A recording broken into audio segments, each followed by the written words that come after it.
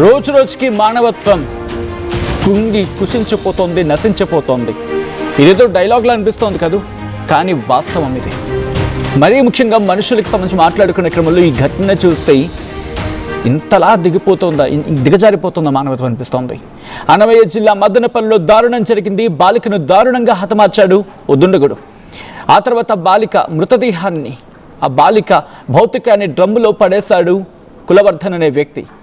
కులవర్ధన్ను తమకు అప్పగించాలంటూ బాలిక కుటుంబ సభ్యులు డిమాండ్ చేస్తున్నారు. బాలిక కుటుంబానికి మద్దతుగా నిలిచారు స్థానికులు. దీంతో ధర్నాకు దిగారు. కులవర్ధన్ను ఎన్కౌంటర్ చేయాలంటూ వాళ్ళు డిమాండ్ తెరమతి తీసుకురావడం జరుగుతోంది.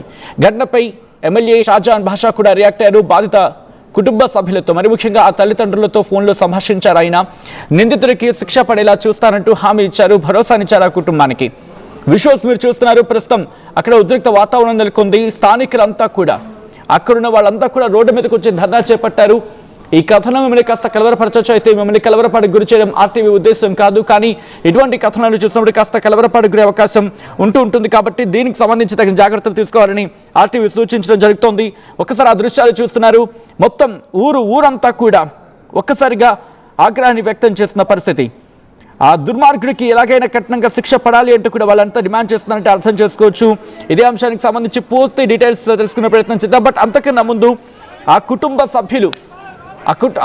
సభ్యులు ఆవేదన వ్యక్తం చేస్తున్నారు. ఆ దృశ్యాలను ఒకసారి చూద్దాం, ఆ తర్వాత ఇన్ డీటెయిల్గా మాట్లాడుకుందాం. ఆ కుటుంబ సభ్యులతో పాటు ఆ ఊరంతా స్థానికులంతా కలిసి ధర్నాకు దిగారు. ఒకసారి ఆ దృశ్యాలు చూద్దాం, ఆ తర్వాత మరింత ఇన్ఫర్మేషన్ గురించి మాట్లాడుకుందాం.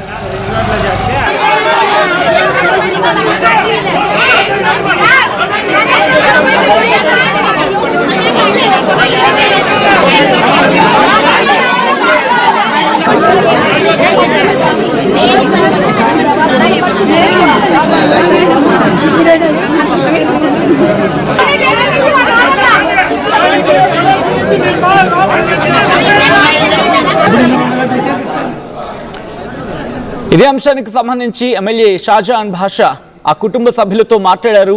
ఆయన రియాక్ట్ అయ్యారు. ఆ కుటుంబ సభ్యులను ఓదార్చే ప్రయత్నం చేశారు. ఈ నేపథ్యంలో ఆయన ఏమంటారో సార్ చూద్దాం. చాలా బాగా నేను వాళ్ళ తల్లిదండ్రులు కూడా ఫోన్ చేసి మాట్లాడాను. అసెంబ్లీ ఉన్నందువల్ల అసెంబ్లీకి తెల్లారే రావడం జరిగింది. నేను తక్షణం నాకు తెలిసిన వెంటనే ముఖ్యమంత్రి గారి దృష్టికి, హోంమంత్రి గారి దృష్టికి తీసుకొచ్చాం. ఎట్టి పరిస్థితుల్లో కులవర్ధన్ అనే ఏదో అరాచకుడు ఉన్నాడు, ఏది చేశాడు వాడికి వదిలేదే లేదు. ఎట్టి పరిస్థితుల్లో వాడికి ఉరిశిక్ష కానీ, లేదా 14 సంవత్సరాల జీవిత ఖైదు కానీ వేపించి ఆ బిడ్డకు న్యాయం చేస్తామని తెలియజేస్తాను. ఈరోజు నేను అక్కడ ఉండింటే తప్పకుండా ఈ రోజే వాడికి చేసేవాళ్ళు. తప్పకుండా తల్లిదండ్రులు మీరు, ఆ కుటుంబ సభ్యులు మీరు ఎవరు కూడా ఏ మాత్రం అభద్రతగా మీరు బాధపడే అవసరం లేదు. నేను మీతో ఉన్నాను. ఆ సమస్య నా సమస్యగా తీసుకొని తప్పకుండా దాని పరిష్కారం చేస్తాము.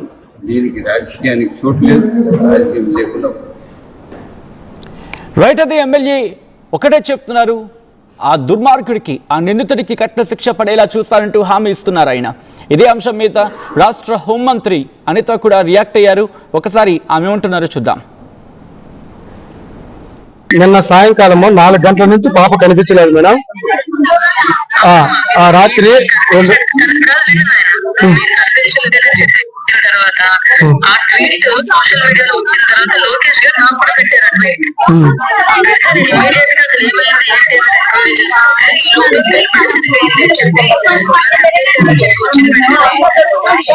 లోపు లోకేష్ గారు డిపార్ట్మెంట్ వాళ్ళతో మాట్లాడి ఇమీడియట్ గా వాడికి శిక్ష పడాలి, ఎవిడెన్సెస్ అవి ఇమీడియట్ గా తీయండి, ఎక్కడ కూడా ఇన్వెస్టిగేషన్ లోపు రాకూడదు, వాడికి జైల్లో ఉండగానే శిక్ష పడాలి, వాడికి పేరు రాకూడదు అని సీనియర్ కూడా ఇన్స్ట్రక్షన్స్ ఇచ్చారు. కరెక్టా మేడం? కరెక్టా మేడం? ఇప్పుడు ఏమైందంటే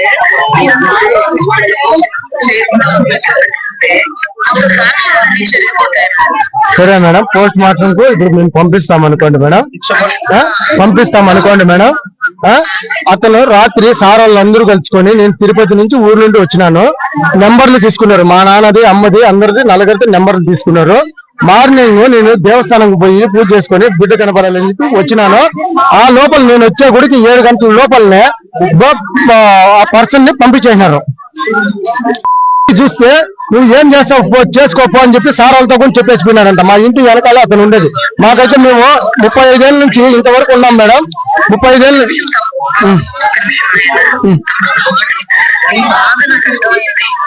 విషయం ఏంటంటే అక్కడ విషయం చెప్పారు. కాకపోతే ఇప్పుడు మీకు యాక్ట్ జరగాలంటే ఎవిడెన్స్ కావాలో వద్దో చెప్పమ్మా. కావాలి మేడం, కావాలి. ఎవిడెన్స్ కావాలంటే ఆ బిడ్డకి పోస్ట్ మార్టం చేయాలయ్యా. ఎంత బాధో నాకు అర్థం అవుతుంది. కరెక్టే మేడం. ఒకసారి అతను ఎక్కడ మేడం? అతను తీసుకొని పోయినారు కదా. జైలు నుంచి బయటకు తీసుకురాకుండా శిక్ష పడేట్టు చేస్తాము. నాది బాధ్యత. సరే మేడం, సరే మేడం, మీరు చెప్పండి. అతన్ని ఒక వీడియో చూపించమని అడిగినాం మేడం. నార్మల్ కాదు, ఇది వాట్సాప్ కాదు. ఎలా నమ్ముతాం? మా బ్రదర్ మేడం, మా బ్రదర్ మేడం. ఏం లేదు. సరే మేడం, వదిలేండి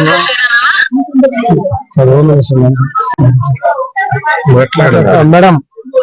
అదే మేడం, అతను ఒకసారి వీడియో చూపిస్తే మాకు సంతోషం ఉంటుంది కదా మేడం. కానీ డైరెక్ట్ ఎన్కౌంటర్ చేస్తేనే మేడం. ఎన్కౌంటరే శరణ్యం, ఎన్కౌంటరే ఫస్ట్. అతను ఒక సైకో అంట మేడం. అతను ఒక సైకో. ఇప్పటికి ఇంతవరకు కేసులు అతని మీద ఉన్నాయి. నువ్వు నన్ను ఏం చేసుకోలేమో, ఏం చేసుకుంటారో చేసుకోండి మీరు అని చెప్పేసి తను వాటికి తను నేను ఇప్పుడు నేను చెప్పేసి వెళ్ళిపోయినాడంట. ఎస్ఐ సార్లే ఇది ఇదేమో.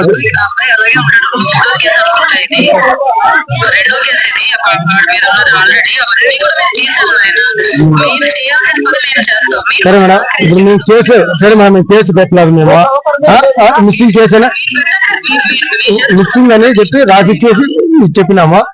కేసు ఇంతవరకు పెట్టలేదు, సంతకం పెట్టలేదు, ఇంతవరకు ఏమీ పెట్టలేదు ఎవరు. కానీ మాకు తెలియకుండా నా బిడ్డను చేసిన అతన్ని తీసుకొని పోయి జైల్లో ఎట్లా పెడతారు మేడం?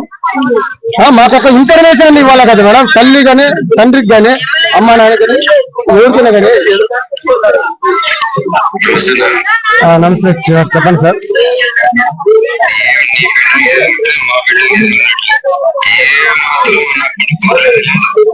సరే సార్.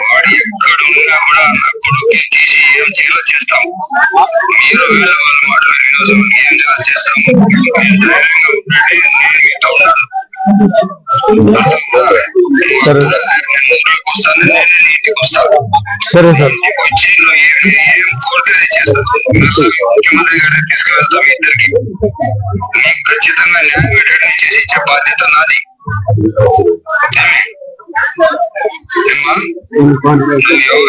నీకు ఎవరు నేరుగా నాతో మాట్లాడు. నీకు ఏ సమస్య వచ్చినా నేరుగా నాతో మాట్లాడు. భార్య మీరిద్దరు తీసుకొని రాష్ట్ర ముఖ్యమంత్రి గారి దగ్గర, హోమ్ మినిస్టర్ గారి తీసుకుని మాట్లాడించి మీకు న్యాయం చేస్తాను. వాడు ఎంత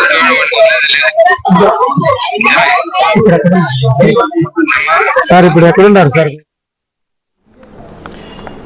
రైట్, అది ఎమ్మెల్యే రియాక్ట్ అయ్యారు. At the same time Anitha కూడా రియాక్ట్ అయ్యారు. హోంమంత్రి అనిత కూడా రియాక్ట్ అయ్యారు. ఇప్పుడు ఆ స్థానికులు ఆగ్రహాన్ని వ్యక్తం చేస్తున్నారు. వాడిని మాకు అప్పగించండి, వాడి సంగతి ఏంటో మేము చూస్తామంటూ వాళ్ళ ఆగ్రహాన్ని వ్యక్తం చేస్తున్నారు. ఈ క్రమంలో ఇంకా వాళ్ళు ఏమంటున్నారు ఇప్పుడు చూద్దాం.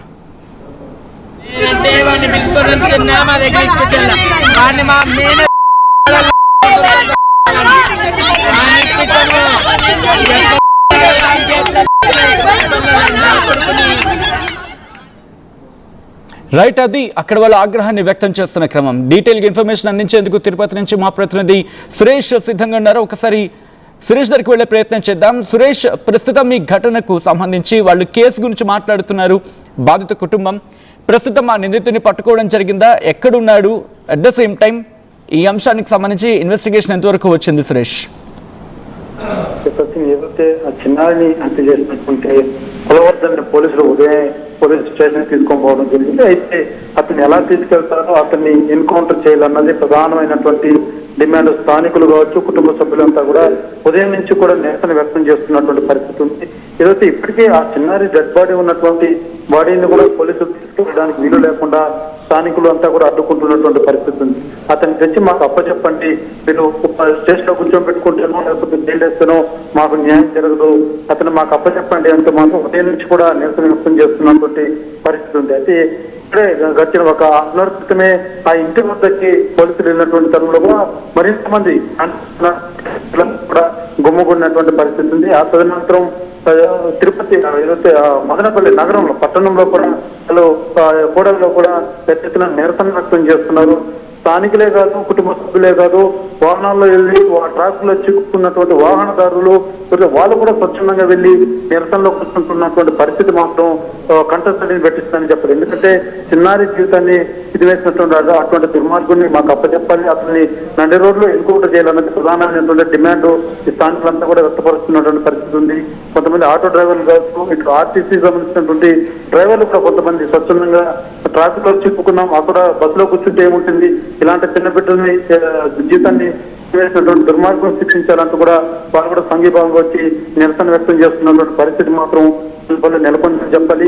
మదనపల్లి పట్టణంలో ఒక ఉద్రిక్త పరిస్థితి నెలకొంది, తీవ్ర కలకలం కూడా సృష్టిస్తుందని చెప్పాలి. ఎందుకంటే చిన్నారి పట్ల ఎవరైతే నిందితుడు ఉన్నాడో అతను ఇంకా స్టేషన్ పెట్టారు, మాకు అప్పచెప్పండి అన్నటువంటి డిమాండ్ మాత్రం ప్రతి ఒక్కరు కూడా లేవనెత్తినటువంటి పరిస్థితి కనబడుతుంది. ఇప్పటికే హోంమంత్రి కావచ్చు, స్థానిక ఎమ్మెల్యే కూడా మేము భరోసా ఇస్తూ మేము న్యాయం చేస్తామంటూ కూడా తెలియజేసినప్పటికీ కూడా స్థానికులు కావచ్చు, ఇటు బంధువులు కావచ్చు, ఎవరు కూడా సత్యమీర అంటున్నారు. ఎందుకంటే మా బిడ్డని చిన్నారి అంత చిన్న వయసు బిడ్డని అంత క్రూరంగా వ్యక్తి చేస్తే వాడిని ఇంకా కూర్చొని పెట్టుకొని వాడికి చేసేది మర్యాదలు ఏమున్నాయంటూ కూడా వాళ్ళు ఆవేదన వ్యక్తం చేస్తున్నటువంటి పరిస్థితి ఉంది. అంటే శిక్షించడం కాదు, మాకు అప్పచెప్పండి, మాకు అప్పచెప్తే మేము చేయాల్సింది మేము చేస్తామని ప్రధానమైనటువంటి డిమాండ్ మాత్రం ఆ బంధువులకు తెలియజేస్తున్నటువంటి పరిస్థితి. పోలీసులు మాత్రం నచ్చ చెప్తున్నటువంటి పరిస్థితి ఉంది. ఏదైతే ఆ చిన్న బాడీ తీసుకెళ్లి పోస్ట్ మార్టం చేయాల్సి ఉంది, కేసును పూర్తి స్థాయిలో కూడా దర్యాప్తు చేస్తుంది కాబట్టి బాడీని తీసుకెళ్తా ఉన్న పోలీసులు చెప్తున్నప్పటికీ కూడా వాళ్ళు ఎవరూ కూడా ఒప్పుకునేటువంటి పరిస్థితి లేదు. మదనపల్లి పట్టణం అంతా కూడా ఒక చెప్పాలంటే స్వచ్ఛందంగా రోడ్ల మీద బెటాయించేటువంటి పరిస్థితులు వాస్తవంగా చోటు చేసుకుంటున్నాయని చెప్పాలి.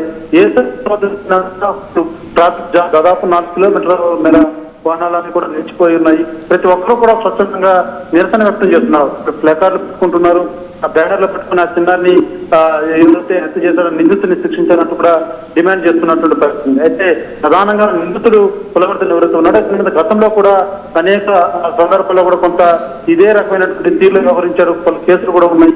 కాబట్టి అటువంటి వ్యక్తిని వదిలేశారు ఇన్ని రోజులు, కాబట్టి ఇప్పటికైనా శిక్షించాలన్నది ప్రధాన డిమాండ్.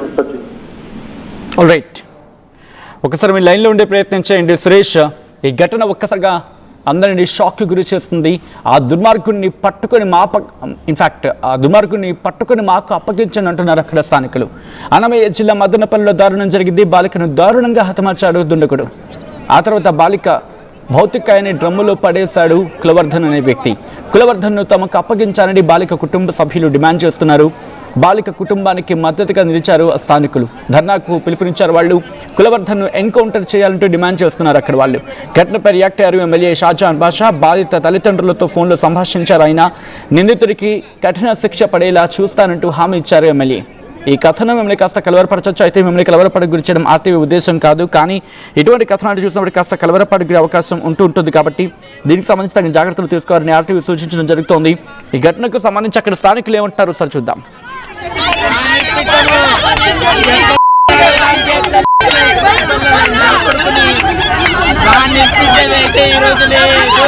లేదంటే వాడిని పిలుచుకొని మా దగ్గర వాడిని మా